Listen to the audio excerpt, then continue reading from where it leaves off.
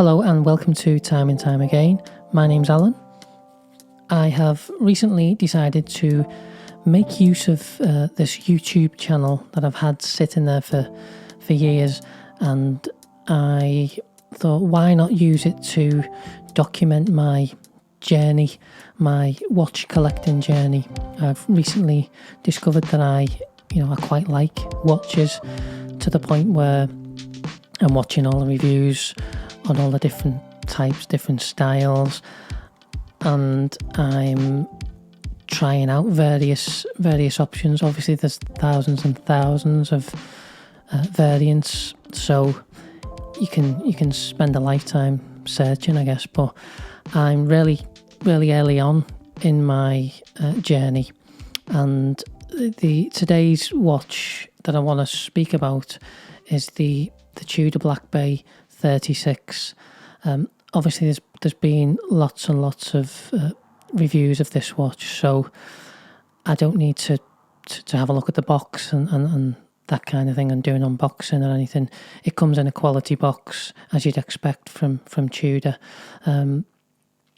Don't really need to talk an awful lot about the specifications either, because again that's well documented, but I'll just briefly go over them.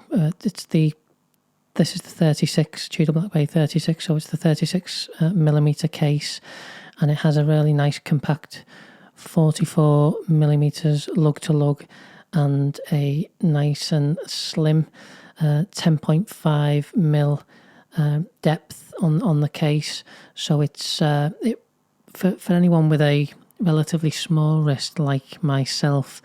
I've only got a 6.25 inch wrist, so this was the attraction for me on this particular piece. The fact that dimensions wise, it sounded pretty much perfect for my wrist, and probably anyone up to maybe 7 inch or more, depending on what you like. I think the bracelet only really allows for something like 7 inch max, I'd imagine, because I've only had to take off 2 links to get it to fit my 6.25 inch wrist. So if you have got a slightly larger wrist, you may well need to try and acquire more links. But for me, like I say, this was the attraction of this watch, being these dimensions and having a small wrist. Now, very briefly, this is my third time of buying this watch. Stupidly, regrettably, I've let it go twice before now. I'll just explain why. My first go with this watch, I loved it. Like I say, I loved the size, everything about it. Put it on and was wearing it, and everything was fine. And then looking at other watches, trying to find out what styles I liked, I came across the watch that I've got on my wrist today, which is the Zin 556A. And what happened was, I had the two watches. I had I think it was that, a G-Shock as well, and occasionally wore that. But I found myself wearing the Zin 9 times out of 10. I'd walk past, grab the Zin and go and do whatever I was going to do, and this was just sat in the box. And because it was really early on in my journey, I felt like there was money tied up. It's not a cheap watch. It's a couple of £1,000, and it's just sat there in the box. So I didn't like that. I thought, well, why don't I sell it, move it on, and try a few, like different styles of watch, and really get into what I preferred in a watch. So that's what I did. I let it go, and I've bought a few watches since, and made some mistakes. I've lost some money, as is probably quite a familiar tale for many of us on this journey. But I didn't really take anything into consideration, like case size, all the time, and I'd just go off what it looked like. And I needed to just calm it down a little bit. But I found this watch again, so I had it for the second time, and again, all the time I still had the Zin. That was my daily watch, but I started to enjoy the fact that this was, really nicely nice on the dimensions side. And then one thing I noticed was the lack of this. This has got a sapphire crystal, as you'd expect. It's got a lovely black dial, and I absolutely love the view that we're getting now in the camera. This is what when I look down on my wrist and see this is what I'm looking for, this nice big contrast between the dial and the markers. Now, that's also the appeal of this watch, the contrast, super high contrast, super legible, and the white sticking out on the black. Love it.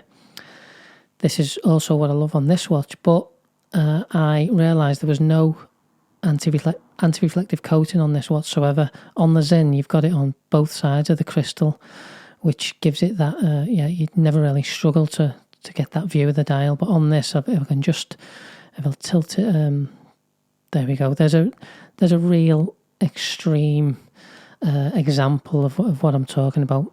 You don't often get this. You don't often get it under a big light that I'm using here. But just the fact that you can easily lose everything, and not that wasn't a major issue. But if I compared it to the Zin, if I can try and tilt that into under that same light, you'll see that obviously I'm still getting to see some of the dial, but it's more in general day-to-day use, depending on what the weather's like, what kind of room you're in, how well it's lit. A lot of the time this can be not like that, but I'm going to try and get it to an angle now. I can't really do it here because the lighting's really quite good, but all I will say is it's a lesser version than that, but it's kind of washed out, and it makes the dial washed out would be the way to describe it, and not this kind of jet black that you get. So that really started to bother me on the second time that I had this watch. So again, I let it go.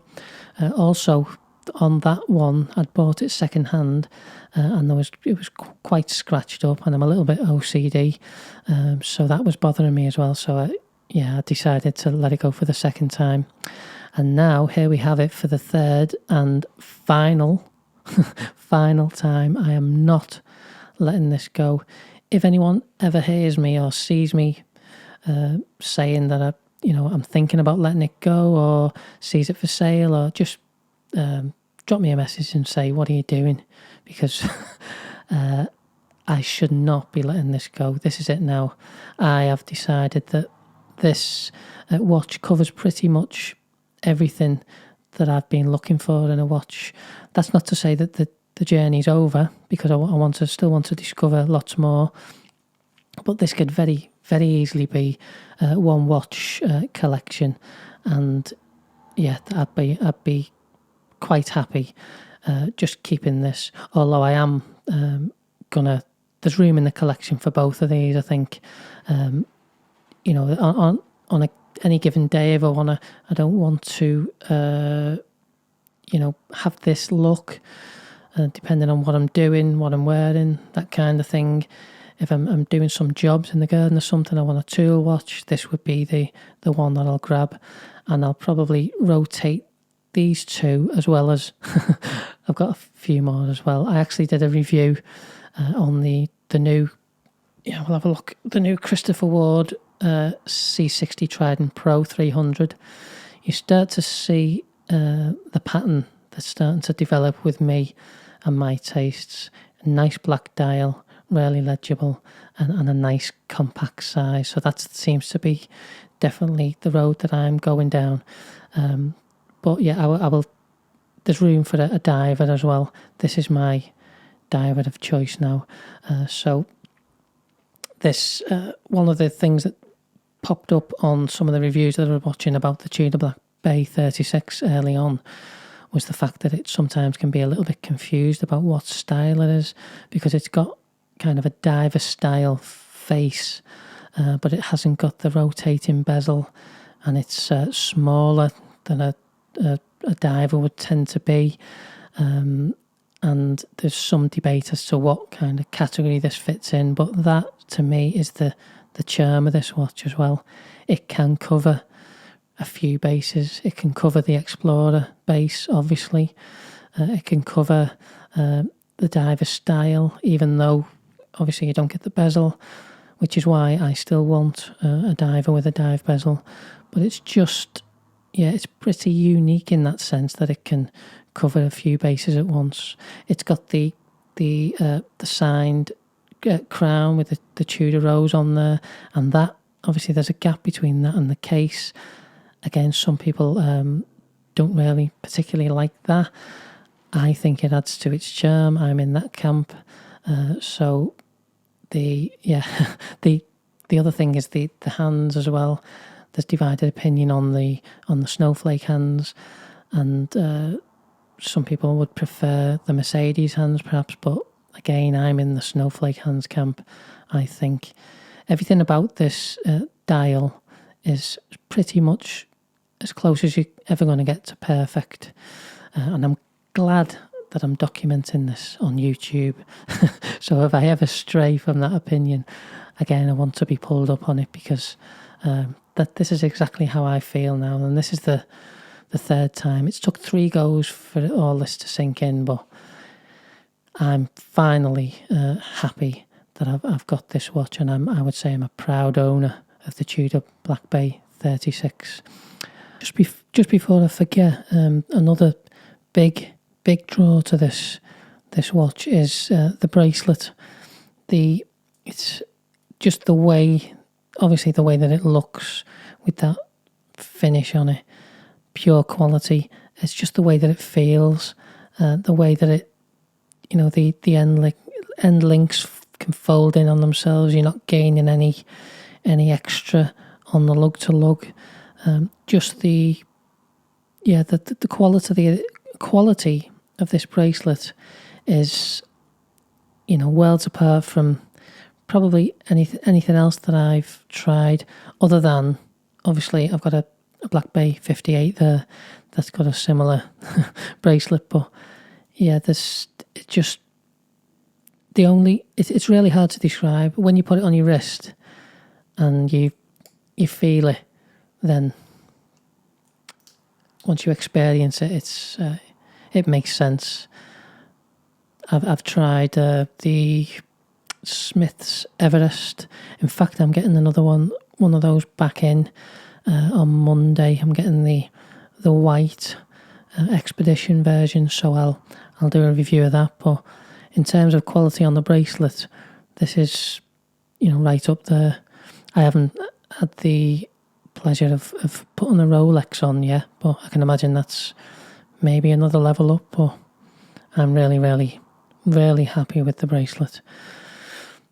Anything else before timekeeping, as you'd expect, really good. It's a couple of seconds a day. It's using the ETA 2824 movement. It's not an in-house movement like they use on the Black Bay 58, so it's going to make servicing much cheaper, and I'm really, really happy with the performance on it. I'm going to leave it there with this one. I've got quite a few watches ready to go, ready to review. I'm really, really enjoying doing the reviews. I appreciate all the great feedback I've had already.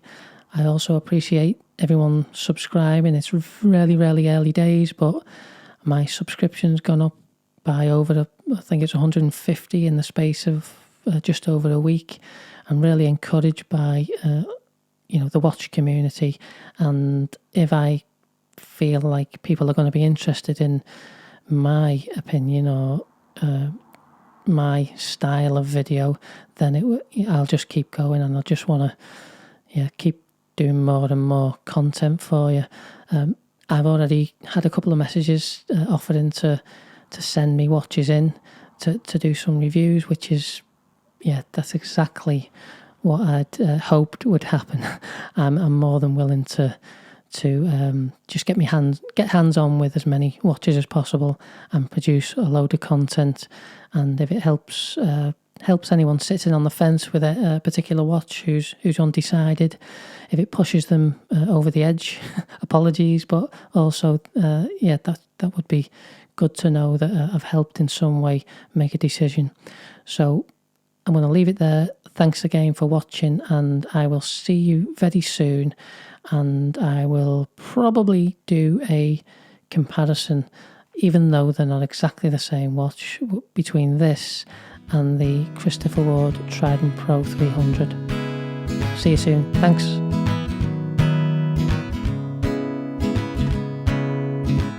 I've got a watch on my wrist,